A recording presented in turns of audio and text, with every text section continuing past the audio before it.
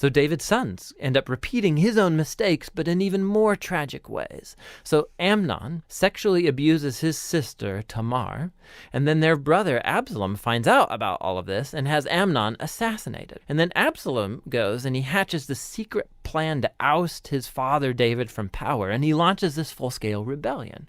And so for a second time, David is forced to flee from his own home and go hide in the wilderness, except this time he is not an innocent man. 2 Samuel 13. Now Absalom, David's son, had a beautiful sister, whose name was Tamar. And after a time, Amnon, David's son, loved her. And Amnon was so tormented that he made himself ill because of his sister Tamar, for she was a virgin, and it seemed impossible to Amnon to do anything to her. But Amnon had a friend whose name was Jonadab, the son of Shimeah, David's brother. And Jonadab was a very crafty man. And he said to him, "O son of the king, why are you so haggard morning after morning? Will you not tell me?" Amnon said to him, "I love Tamar, my brother Absalom's sister."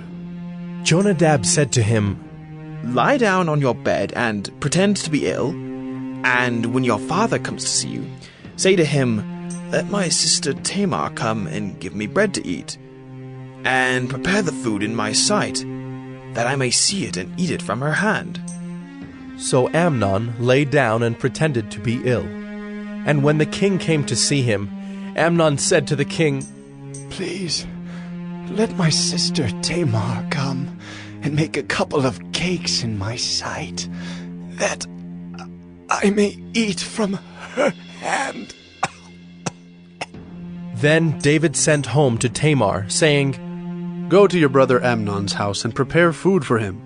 So Tamar went to her brother Amnon's house, where he was lying down. And she took dough and kneaded it and made cakes in his sight and baked the cakes. And she took the pan and emptied it out before him, but he refused to eat. And Amnon said, "Send out everyone from me." So everyone went out from him. Then Amnon said to Tamar, "Bring the food into the chamber, that I may eat from your hand." And Tamar took the cakes she had made and brought them into the chamber to Amnon her brother. But when she brought them near him to eat, he took hold of her and said to her, "Come, lie with me, my sister." She answered him, "No, my brother, do not violate me, for such a thing is not done in Israel. Do not do this outrageous thing. As for me, where could I carry my shame? And as for you, you would be as one of the outrageous fools in Israel. Now therefore, please speak to the king, for he will not withhold me from you." But he would not listen to her, and being stronger than she, he violated her and lay with her.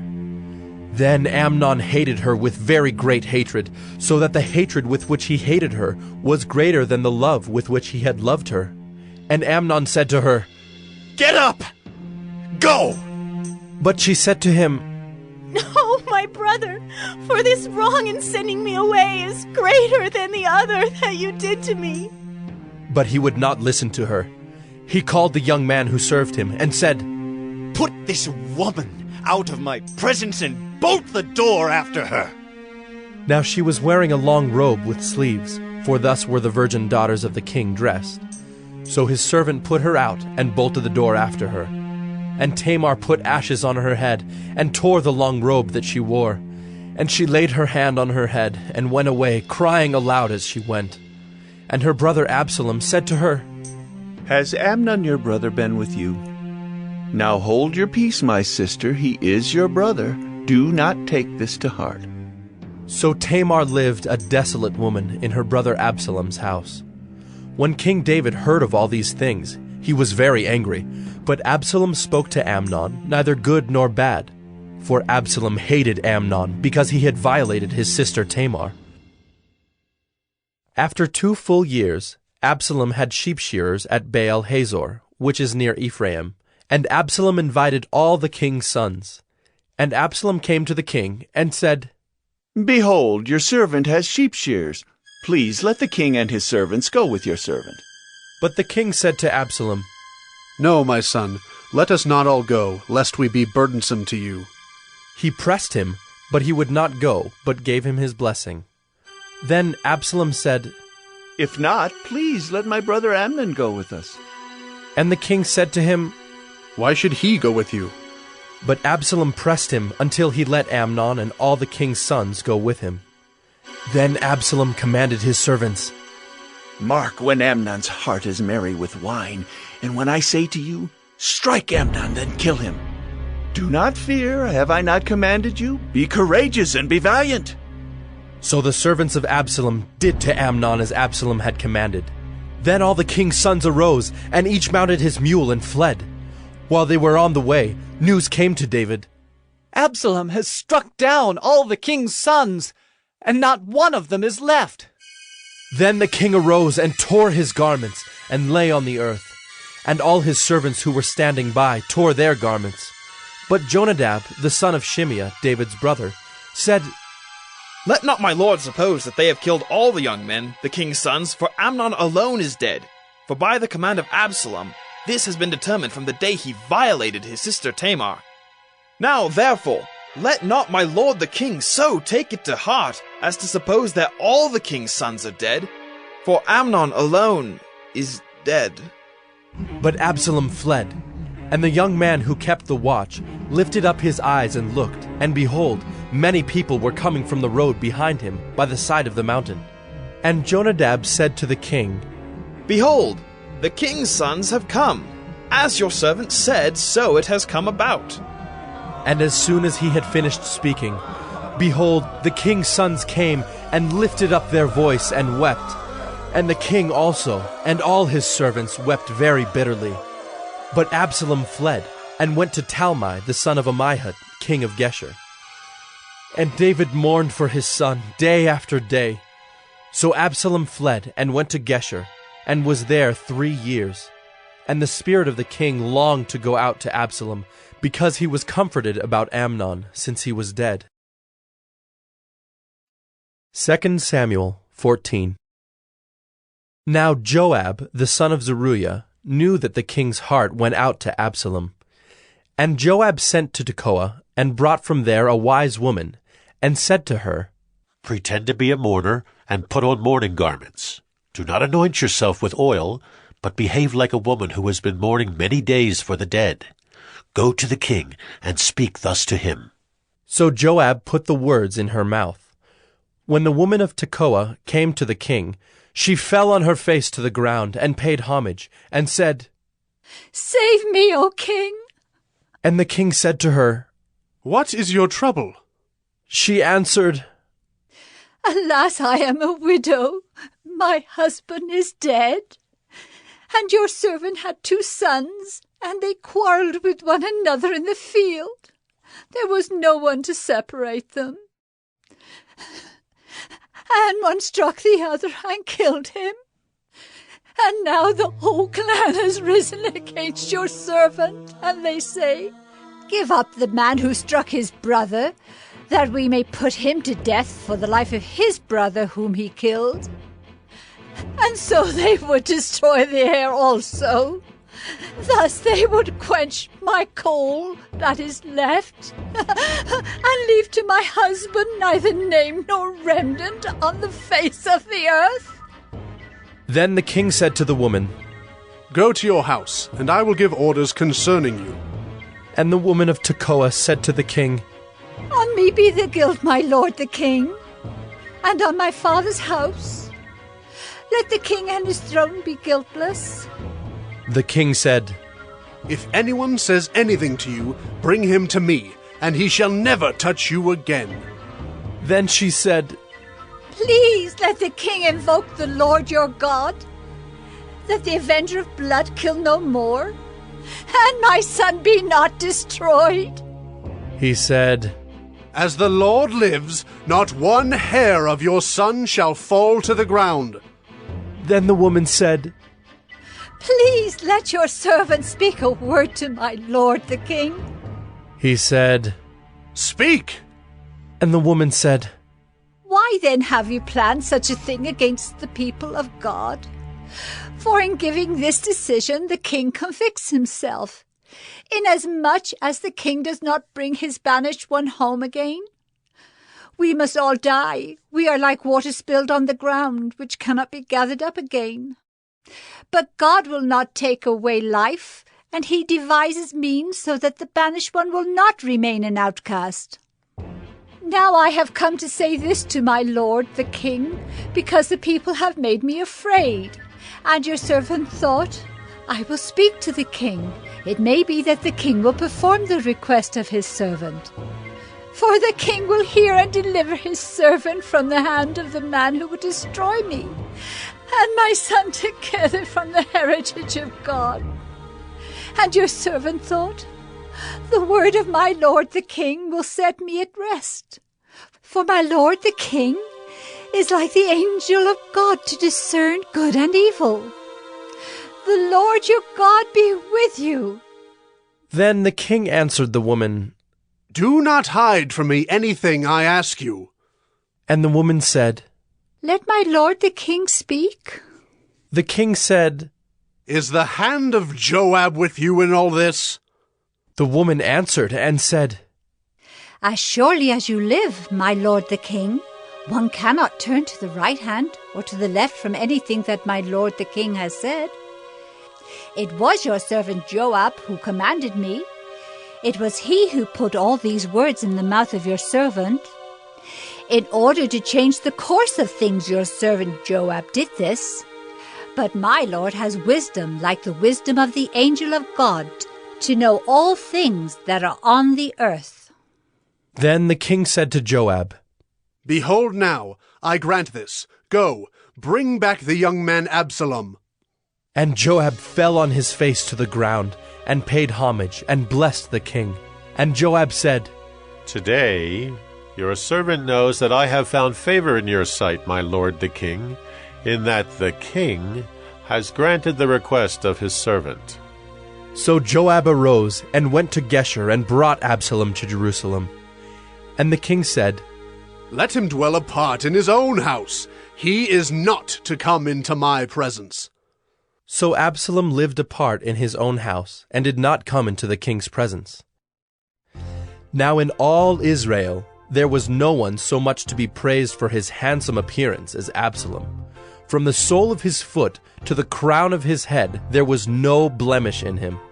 And when he cut the hair of his head, for at the end of every year he used to cut it, when it was heavy on him he cut it, he weighed the hair of his head, 200 shekels by the king's weight. There were born to Absalom 3 sons, and 1 daughter, whose name was Tamar. She was a beautiful woman. So Absalom lived 2 full years in Jerusalem without coming into the king's presence. Then Absalom sent for Joab to send him to the king, but Joab would not come to him. And he sent a second time, but Joab would not come. Then he said to his servants, See, Joab's field is next to mine, and he has barley there. Go and set it on fire. So Absalom's servants set the field on fire.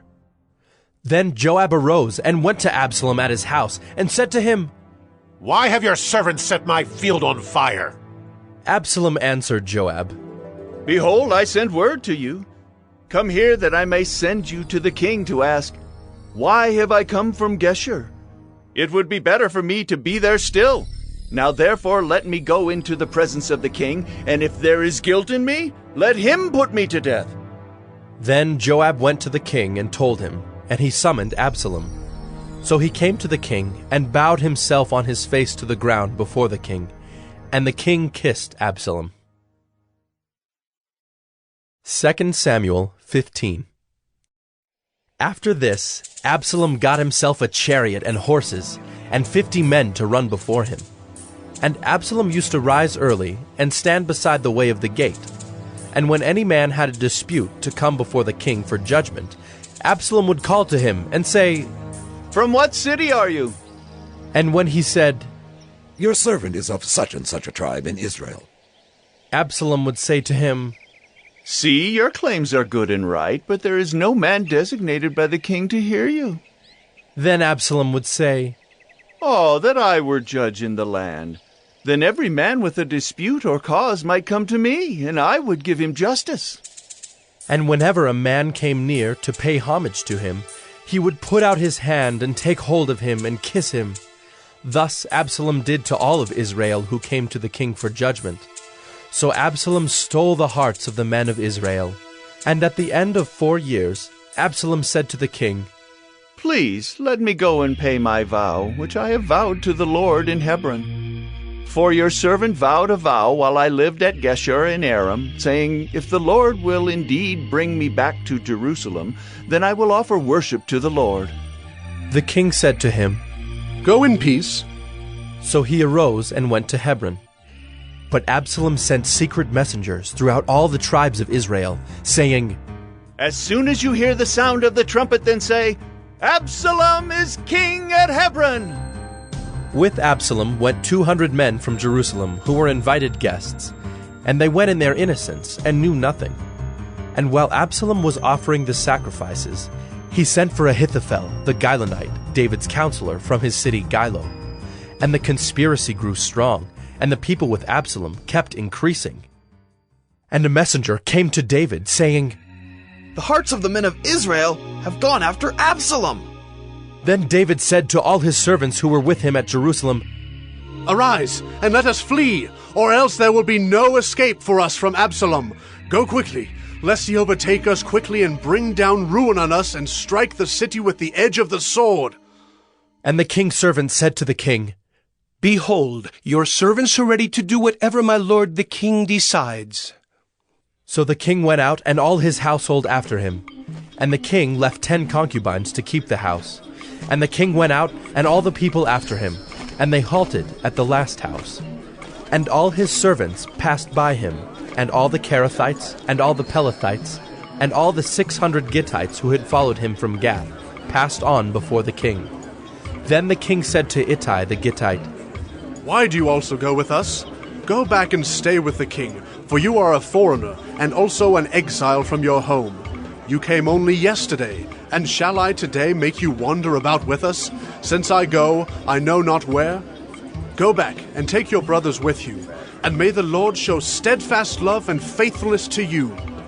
But Ittai answered the king, As the Lord lives, and as my lord the king lives, wherever my lord the king shall be, whether for death or for life, there also will your servant be.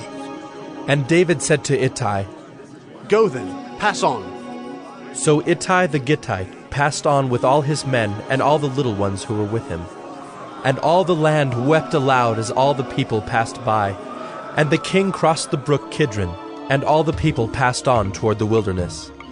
And Abiathar came up, and behold, Zadok came also with all the Levites, bearing the ark of the covenant of God. And they set down the ark of God until the people had all passed out of the city. Then the king said to Zadok, Carry the ark of God back into the city. If I find favor in the eyes of the Lord, he will bring me back and let me see both it and his dwelling place. But if he says, I have no pleasure in you, behold, here I am. Let him do to me what seems good to him. The king also said to Zadok the priest, Are you not a seer? Go back to the city in peace with your 2 sons, Ahimaaz your son, and Jonathan the son of Abiathar. See, I will wait at the fords of the wilderness until word comes from you to inform me. So Zadok and Abiathar carried the ark of God back to Jerusalem, and they remained there. But David went up the ascent of the Mount of Olives, weeping as he went, barefoot and with his head covered. And all the people who were with him covered their heads, and they went up weeping as they went. And it was told David, Ahithophel is among the conspirators with Absalom.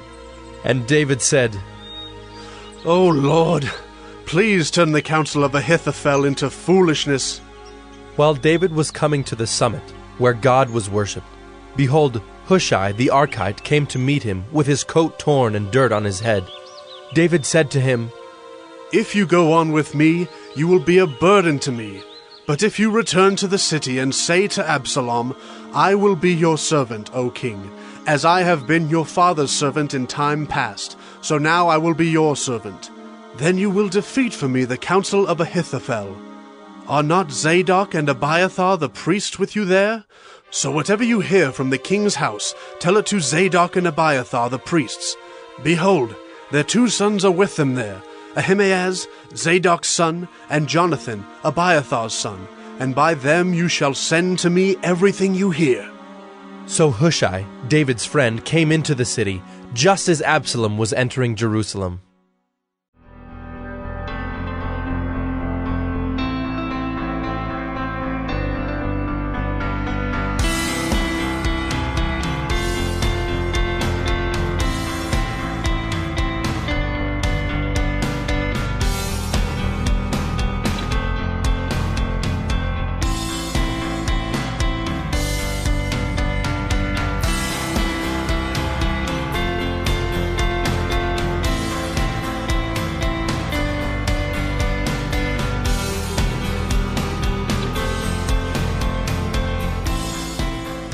Welcome back to our channel, Juice and Toya. Welcome back to another video. So in today's video, we're gonna take you through a full body dumbbell workout. Yep. Now this is a workout you can follow along with us. So you're gonna wanna use a pair of dumbbells that's moderate to lightweight because we're gonna do a lot of different exercises in this video. So for reference, I'm using a 20-pound set of dumbbells. And I'm using a 10-pound set of dumbbells. So the way we're gonna break this workout down, we're gonna do 6 lower, 6 upper, and 3 core exercises to finish it out. Yep. So we're gonna do each exercise for 45 seconds, and we're going to give you 15-second break in between, all right? And so in that 15 seconds, we're gonna show you what's next, the next exercise, and you can also use that time, grab a towel, grab a drink of water, or feel free to pause the video if you need a little bit longer break. So it is a follow along video. You can go at our pace and work with us, or feel free to take it up a notch, go at your pace a little quicker, or slow it down if you need to. So this is all done at your own pace. Exactly. So if you need a little warm up just to kind of warm your body up before we get started, go ahead and do that. Otherwise, we're gonna jump right into it. Let's get into it.